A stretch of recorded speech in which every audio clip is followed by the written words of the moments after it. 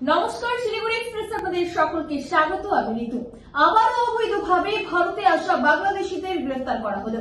এবার লালগোলায় মোট 5 জন বাংলাদেশিকে গ্রেফতার করল লালগোলা থানার পুলিশ। সোমবার গভীর রাতে লালগোলায় আটরশিয়া গ্রামে অভিযান চালানো হয়, আর সেই অভিযানে 5 জন বাংলাদেশিকে হাতে নাতে গ্রেফতার করা হয়। এদের ভারতে আসার বৈধ কোনো কাগজপত্র ছিল না।